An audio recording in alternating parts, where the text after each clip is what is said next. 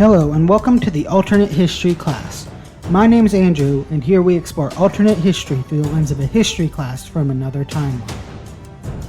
Last week, we looked at the Treaty of Charleston and how the fighting ended between the European and North American powers. This week, we'll look at the fighting in East Asia and how the Russian Revolution finished.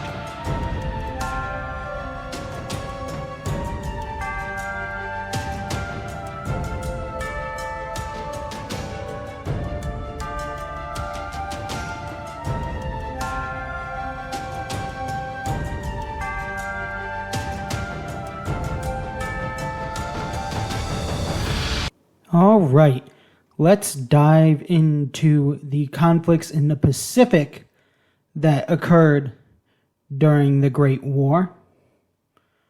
Now, your text breaks this down into two separate wars, both separate from the Great War.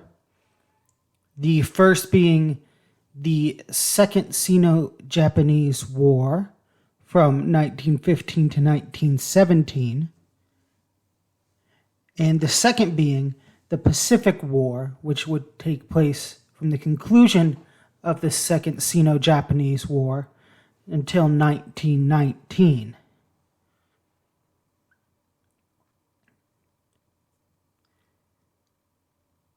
Now, the Second Sino-Japanese War would play out a lot like the Great War, with a lot of quick advances in the beginning from the side that was more ready for war, in this case the Japanese.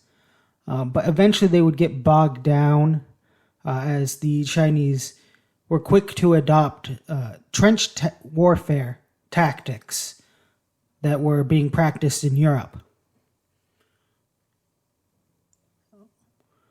And while there would be a large amount of stalemate during this war, one important thing that happened to the Chinese is, as they were a republic at this time, they were not a very strong or well-established republic. And so the Manchu Restoration occurred, which reintroduced the emperor from the Qing dynasty to the Chinese throne, which would weaken the Chinese state internally, and it almost burst into civil war, but it was considered that they needed to defeat the Japanese before anything. And so not much changed on the battlefield. The Japanese were able to gain a couple miles here and there. But again, the Chinese, were very much unified against the Japanese invasion. But things would change in June of 1917 when the two sides would sign a ceasefire, as the Japanese could see which way the wind was blowing and see their European allies quickly crumbling. So they would sign a ceasefire with the great powers of the Central Powers. And this ceasefire would eventually evolve into the Treaty of Keijo, or modern-day Seoul. So it's now known as the Treaty of Seoul, in which most things were set to a status quo antebellum when it came to the Chinese front, with the one exception of Dalian being transferred to China, Dalian being the major Japanese holding in what we now today see as China. This would lead to what your text calls the Pacific War. This would see Japan quickly attack its weak neighbors, including Russia, as it captured Vladivostok, all of mainland Russia south of the Sangari River, as well as the northern half of Sakhalin Island. They would also take advantage and capture French Indochina, as well as the Solomon Islands, New Caledonia, and Fiji from the British. The Chinese would also take this opportunity to occupy the two treaty ports they had signed with the UK, that being Hong Kong and Weihai Wei. And this would eventually lead to the Treaty of Sydney. There was other fighting, but as the main front was over in Europe and Africa and North America, not much major fighting happened. It was really just Japan and China quickly pushing out token forces from the Entente members. Now, the Treaty of Sydney gave China back Hong Kong, Weihai Wei from the UK, and Tonkin, a northern region in French Indochina, from France. Japan would receive the remainder of French Indochina, as well as the Solomon Islands, New Caledonia, and Fiji from the United Kingdom.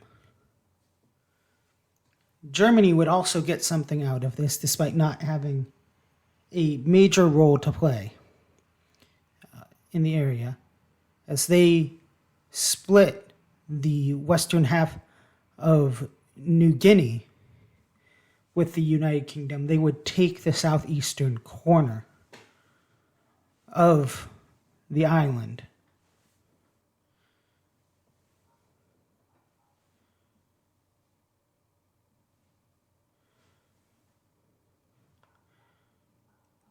Now,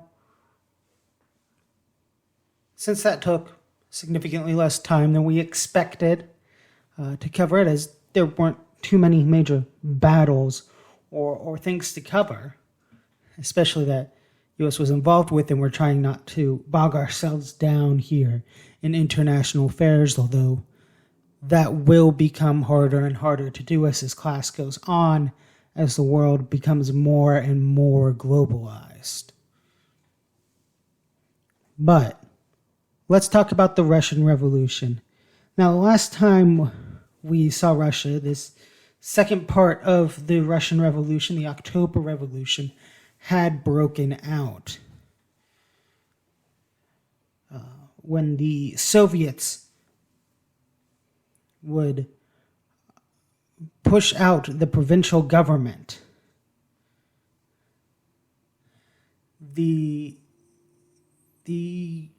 enemies of the Soviets were pretty much everybody but the Soviets, even many lesser left-wing and communist organizations. The Russian opposition was known as the White Army. The Soviets were known as the Red Army. And the provincial government needed desperate help, and the Central Powers were very much willing to help. But the provincial government had to make an agreement that it did not like and would be very bitter about for years to come. Because in order to receive the aid from the German-led coalition, they would have to recognize the Treaty of Charleston and all nations that were formed from their former lands, as well as ceding the northern half of the Sakhalin Island to Japan, who in return would give Russia all other occupied lands.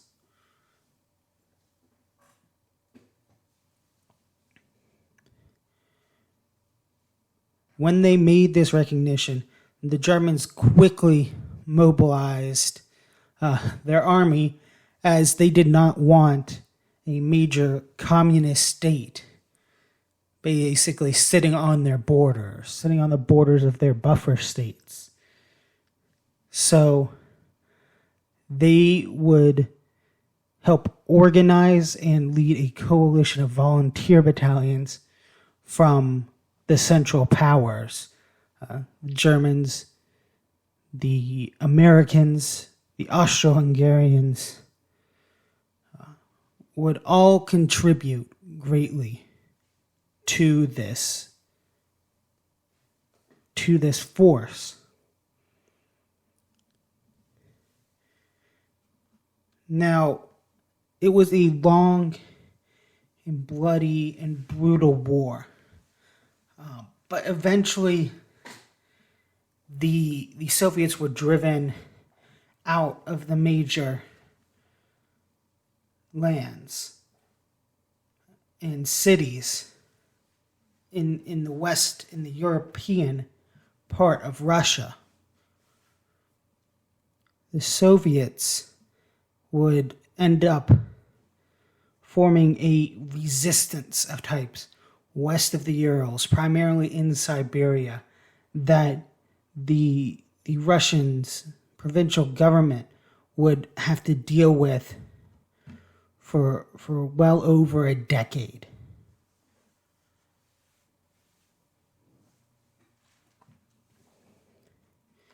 But these weren't the only forces in the Russian Revolution. There was also the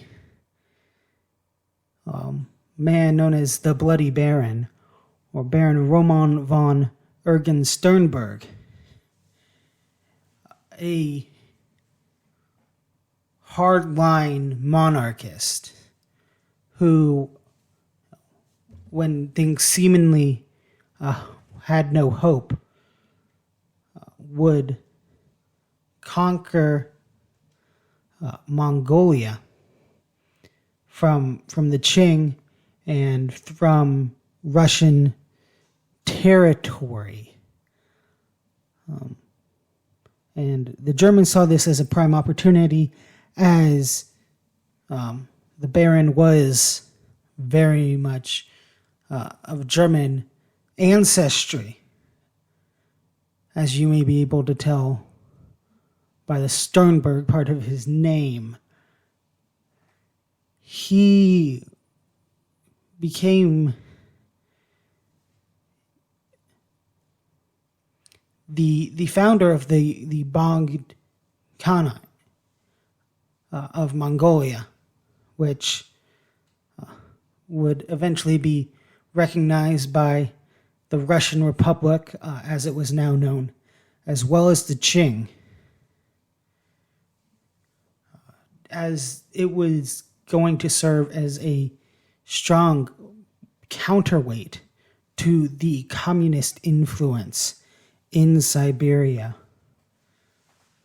It would save the Russian Republic a large amount of money, not having to dedicate forces, first of all, trying to crush the Khanate, but also trying to destroy the Soviets and their resistance in the East.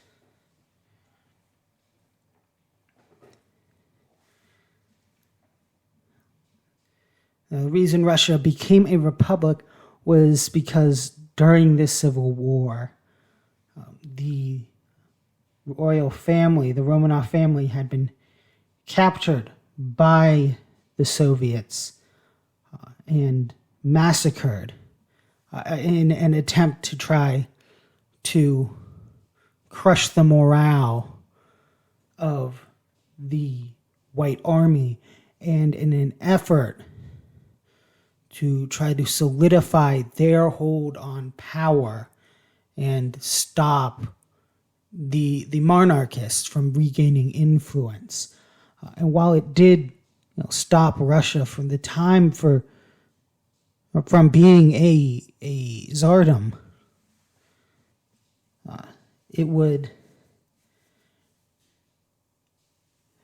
end up being a thing that caused mystery and intrigue around Europe, as rumors would break out that the youngest daughter, Anastasia, had escaped and was being secretly raised somewhere in Europe. Rumors that, some in Russia who preferred the monarchy would hold on to with dear life, hoping that they could bring back the Romanovs, as no one in close relation to the former royal family wanted to retake the throne. One of the appeals of being Tsar of Russia before the Great War was the absolute power that came with it. And now that role was significantly weakened, and the last Tsar and his family had been brutally massacred and executed in a basement. And no one wanted to risk that for their family. And so that's what we'll cover today. Next week, we'll take a look at North America in the Roaring '20s, as they would become, as the United States began an age that is still looked back upon as an age of glory and pinnacle of American civilization.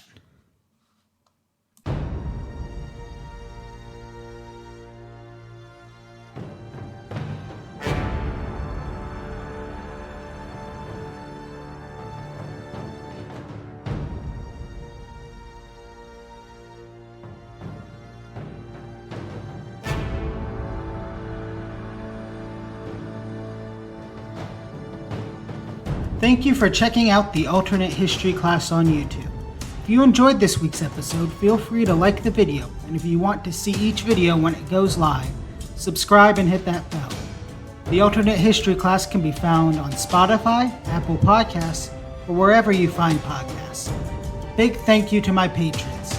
If you'd like to support the show, you become a patron, and if you're in the top 2 tiers, you'll get a shout out at the end of each episode after you sign up.